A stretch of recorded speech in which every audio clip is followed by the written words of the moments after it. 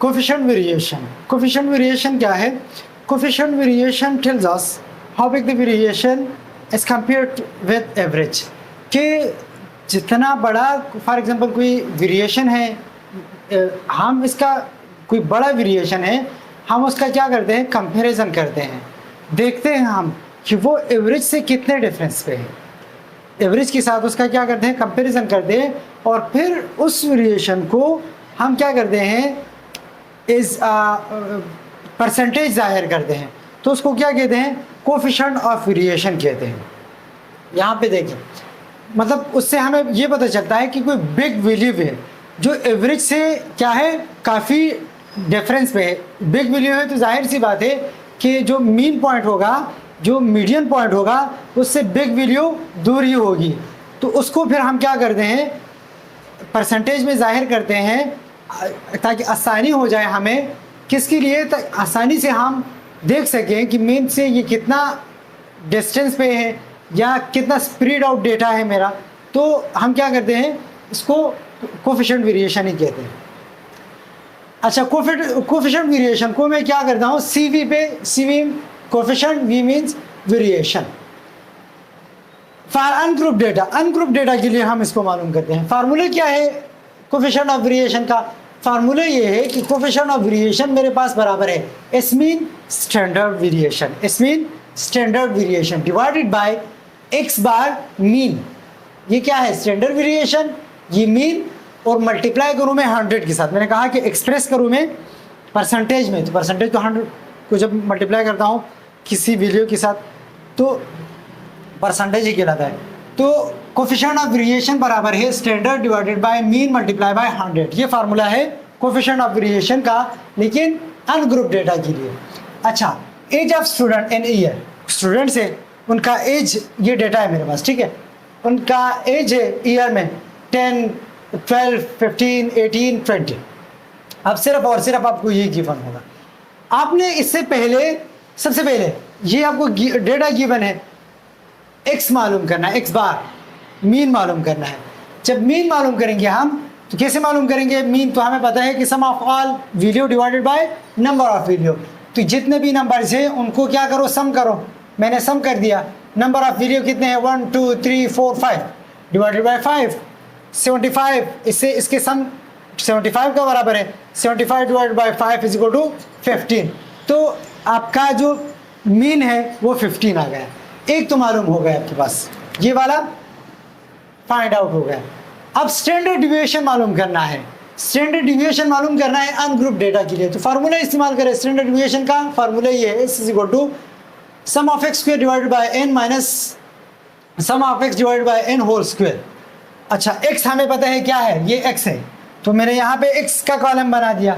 अब x square नहीं पता मुझे, ये नहीं पता, तो मैं x से बनाऊंगा। x ये है तो इसका स्क्वायर बनाओ।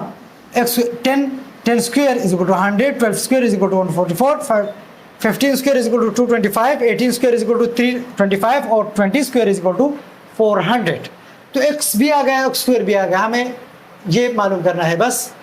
अच्छा, अब x का जब मैं सम करता हूँ, यहाँ पे सम है ना, सम ऑफ x, तो सम करता हूँ तो 75 आता है। x स्क्वायर का मैं सम करता हूँ 1193 आ गया। और टोटल नंबर कितने हैं, 1, 2, 3, 4, 5, यहाँ 5 मैंने लगा दिया। अब फार्मूले में पुट करो, सम ऑफ x स्क्वायर 1193 यहाँ पे पुट कर दिया मैंने, डिवाइडेड बाय n 5 है, 75 सम ऑफ x 75 डिवाइडेड बाय 5 और स्क्वायर।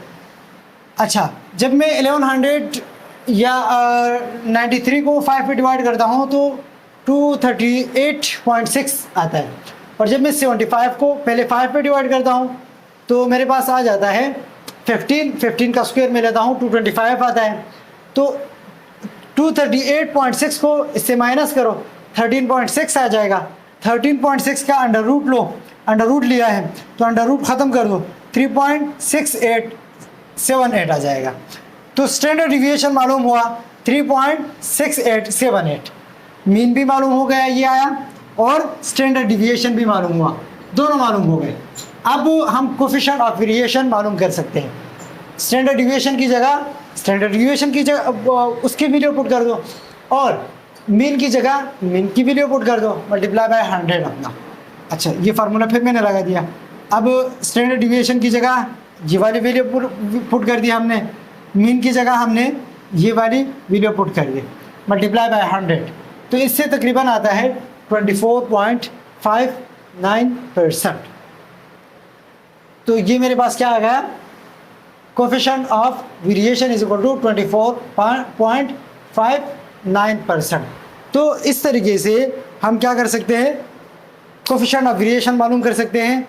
किस की मदद से, स्टैंडर्ड डिविएशन की मदद से और मीन की मदद से। फिर हम इन दोनों का रेशियो लेके मल्टीप्लाई करें 100 के साथ, तो हमारे पास कोफिशिएंट ऑफ वेरिएशन आ जाएगा। अब ग्रुप डेटा के लिए, अनग्रुप डेटा के लिए हमने कर दिया। अब coefficient of variation for group data के लिए हम कैसे मालूम करेंगे? फार्मूला वही है कि coefficient of variation is equal to standard divided by mean multiply by 100। लेकिन यहाँ बात ग्रुप डेटा की आ रही है, तो ग्रुप डेटा में हम स्टैंडर्ड वेरिएशन का जब करेंगे तो ग्रुप डेटा वाला फार्मूला इस्तेमाल करेंगे। जब हम मीन मालूम करेंगे तो ग्रुप डेटा वाला फार्मूला इस्तेमाल करेंगे।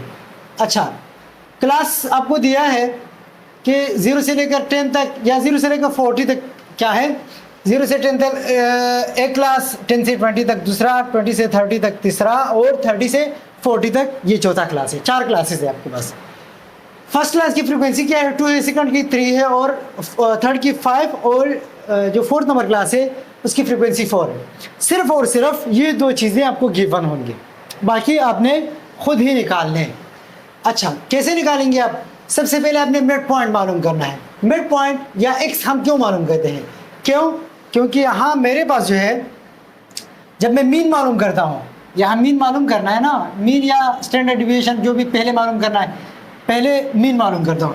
जब मैं, क्योंकि मीन के बगैर आप बाकी टेबल नहीं बना सकते, तो पहले मीन मालूम करेंगे, बाद में स्टैंडर्ड डिविएशन मालूम करना है। जब मैं मीन मालूम करता हूँ, यहाँ पे एक्स है, sum of x divided by sum of frequency है, तो एक्स मैं कहाँ से मालूम करूँगा? एक्स मुझे मालूम करना है, कहाँ से मालूम करूँगा? यहाँ से मालूम करूँगा।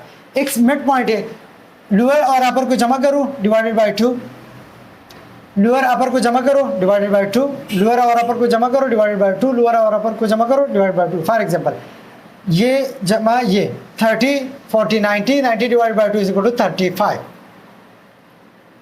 30, 90 नहीं sorry, 30 plus 40 is equal to 70, 70 divided by 2 is equal to 35। इससे 50 आता है इन दोनों के प्लस से, 20 डिवाइडेड बाई 2 25, इससे 30 आता है, divided by 2 is equal to 15, और ये 10 है, divided by 2 is equal to 5। X का कॉलम मालूम हो गया। यहाँ पे देखिए एक्स स्क्वायर है, एक्स स्क्वायर कहाँ से मालूम करेंगे? एक्स स्क्वायर भी मालूम करेंगे इसी एक्स से। इस पे स्क्वायर लो, इस पे स्क्वायर लो, इस पे स्क्वायर लो, इस पे स्क्वायर लो, तो आपके पास ये वैल्यू आ जाएगी। 5 स्क्वायर 25, 15 स्क्वायर 225, 25 स्क्वायर 625, और 35 स्क्वायर 1225। ये भी तो हो गया। नेक्स्ट वन एफ एक्स, ये है, यहाँ एफ एक्स है, तो इसका मतलब ये है कि एक कॉलम एफ एक्स की भी ज़रूरत है। तो एफ एक्स में कैसे मालूम करूँगा? एफ को मल्टीप्लाई करूँगा एक्स के साथ, 2 multiply by 5 10, 3 multiply by 15 45, 5 multiply by 25 125, 4 multiply by 35 140। Next column जो है 5 एफ एक्स स्क्वायर यहाँ पे है, इसीलिए मुझे ये फाइंड आउट करना पड़ेगा। अच्छा, ये मैं कैसे मालूम करूँगा?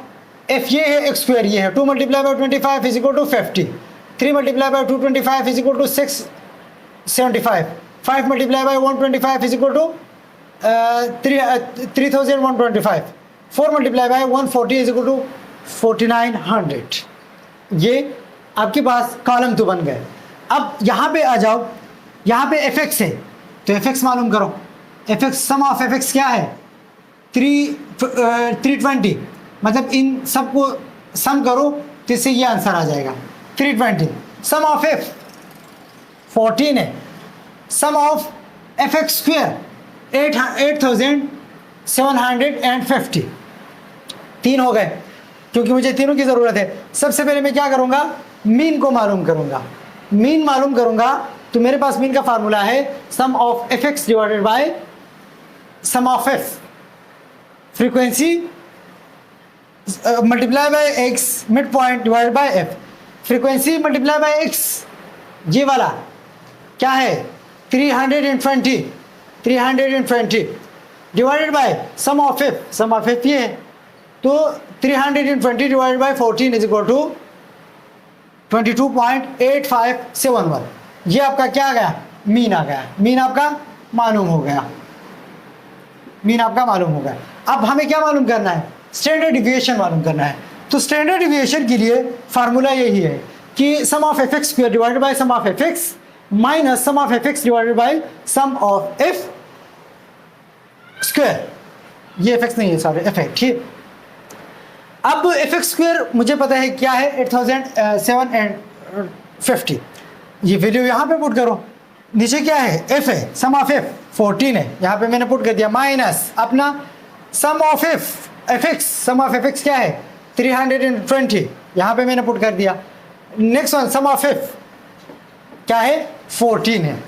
अच्छा इससे क्या आएगा जब मैं इसको इस पे डिवाइड करता हूँ तो मेरे पास आता है 625 आता है और इसको इस पे डिवाइड करता हूँ तो मेरे पास आ जाता है जैसे मैंने यहाँ पे किया है देखो 320 divide by 14 is equal to 22.857।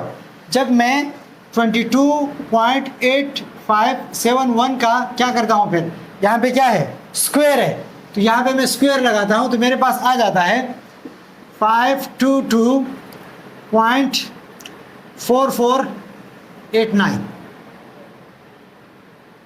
ये कहाँ से आएगा यहाँ से। इसको मैंने इस पे डिवाइड किया क्या आंसर आया। इसको इस पे डिवाइड किया इसको इस पे डिवाइड करो ये आ जाएगा 22.8571। फिर इसका स्क्वायर भी है स्क्वायर है तो इसके ऊपर स्क्वायर लगा दो। स्क्वायर लगा दिया तो ये वैल्यू आपके पास आ गई ठीक है।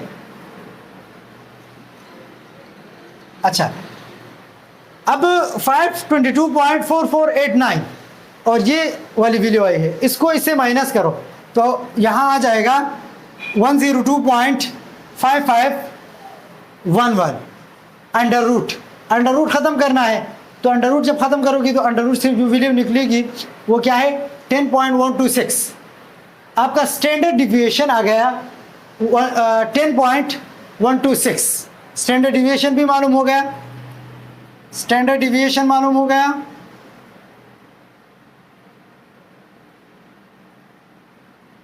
ओके और मीन भी मालूम हो गया।